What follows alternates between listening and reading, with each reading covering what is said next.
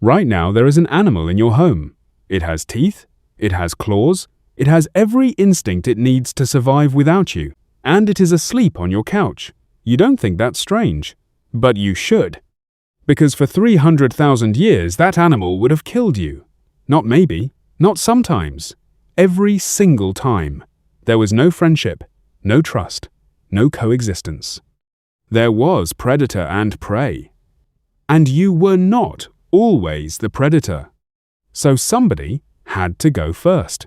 Somebody had to be the first human in history to look at a wild animal that could end their life and decide. Not today. That decision changed every living thing on this planet. And nobody knows their name. Here is what that world actually looked like. 40,000 years ago, there are no pets, no livestock, no working animals. Every animal you encounter is trying to survive. You are either competition or food. Wolves run in packs.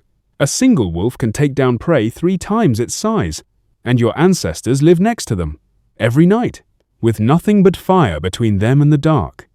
But here is what nobody tells you. The wolf came closer first. Not because it trusted humans, because it was hungry.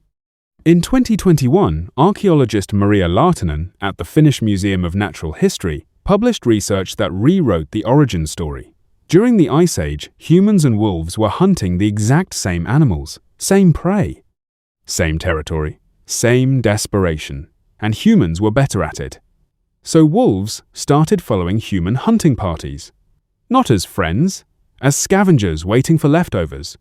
The wolf didn't get tamed, it made a calculated decision. But here is where it gets uncomfortable. Some human had to not throw a rock. That is the moment nobody talks about. Not the years of domestication, not the selective breeding, not the genetics. The moment. One human, one wolf close enough to kill, one decision to let it stay. That person had every reason to be terrified, and they stayed still anyway. Anthropologist Pat Shipman at Penn State University spent years researching this. Her finding was not what anyone expected. She believes it wasn't a hunter who made that first contact. It was a child. A child who picked up an orphaned wolf pup before an adult could stop them, and the adult let them keep it. That's it. That is possibly the entire origin of the human-animal bond. Not strategy, not agriculture, not survival planning, a child, a pup, and a parent who didn't say no. But one wolf pup is not domestication. Domestication is brutal. It takes generations. It takes ruthless selection. And it takes something ancient humans had no word for but practiced every single day.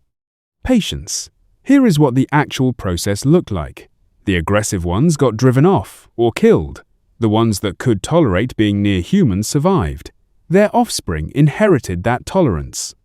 Generation after generation, humans were selecting for one single trait without even knowing it: the ability to trust us.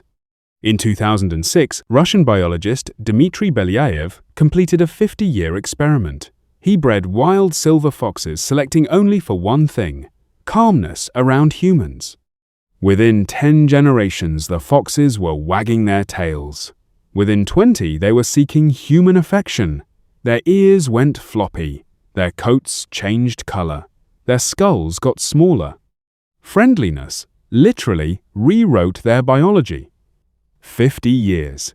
Ancient humans did this with no science, no plan, no guarantee. They just kept the calm ones alive and waited. And here is the thing that will stay with you.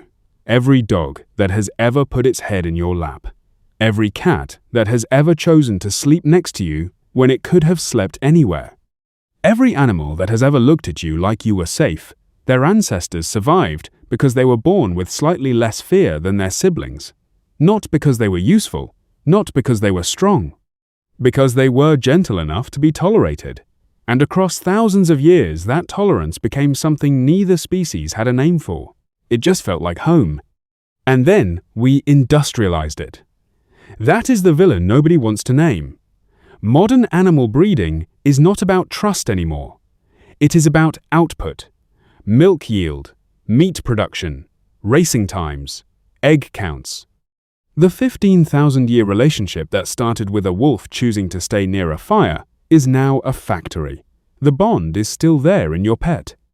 But somewhere between that first campfire and now, we decided the relationship was a resource, and we have been extracting from it ever since. Right now, that animal on your couch is asleep. It chose to be near you, not because you feed it, because somewhere deep in its ancient memory, something told it that humans are safe. That memory took 15,000 years to write. It was written by one ancestor of yours who didn't throw a rock, and one ancestor of theirs who didn't run. Two species. Both afraid. Both staying anyway. We called it domestication.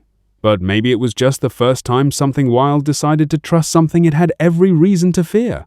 And we have been trying to deserve that trust ever since.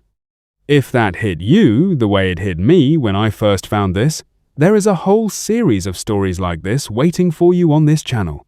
Stories about your ancestors that nobody taught you in school. Subscribe so you don't miss the next one. And if you have a pet next to you right now, maybe look at them differently today.